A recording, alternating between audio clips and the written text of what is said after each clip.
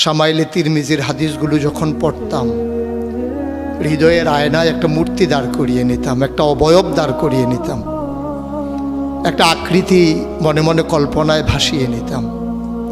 চাইতাম আমিও যদি এমন হতে পারতাম, কিন্তু যা হবার নয়। তিনি ছিলেন মধ্যম আকৃতির সুঠাম দেহের অধিকারী একটি মানুষ। তার চুলগুলো ছিল ঘাড় পর্যন্ত প্রলম্বিত, হালকা হালকা কোঁকড়ানো। তিনি যখন চুলের ভিতরে তৈল দিয়ে আছড়াতেন, মনে হতো মৃদুমন্দ ঢেউ দেখা যায়। তার কপাল ছিল চওড়া, ভ্রুগুলো ছিল জোড়া ভ্রু, ধনুকের মতো বাঁকা। চোখের পাতাগুলো ছিল ফুটন্ত গোলাপের গোলাপি রঙের এক একটি পাপড়ির মতো। তিনি কখনো বা যখন চোখের পলক ফেলতেন, মনে হতো মৃদুমন্দ বাতাসে গোলাপ পাপড়ি যেন দোল খাচ্ছে। তার চোখের সাদা অংশ ছিল রক্তিমাভ সাদা, কালো অংশ ছিল কৃষ্ণ কালো। তার নাকটা ছিল খাড়া, নাকের ছিদ্রগুলো ছিল ছোট ছোট। নাকের নিচে ছিল সরু চিকন গোঁফ, গোঁফের নিচেই সেই গোলাপি রঙের ঠোঁট।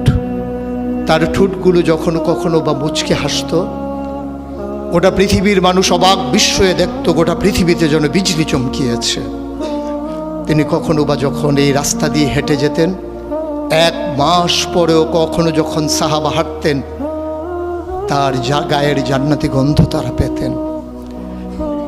মায়েরা, উম্মাহাতুল মুমিনিন যারা, তারা নবীর যখন কখনো এই ঘামে ভেজা শরীর নিয়ে ঘরে ঢুকতেন, কপালের ভিতরে মুক্তোর দানার মতো ঘামগুলো যখন জমে থাকতো, মায়েরা ছোট্ট শিশি খুঁজে সেই ঘামগুলো শিশিতে ভরে জমা রেখে দিতেন, কখনো বা ঈদে কোনো অনুষ্ঠানে যেন আতর হিসেবে ব্যবহার করতে পারেন।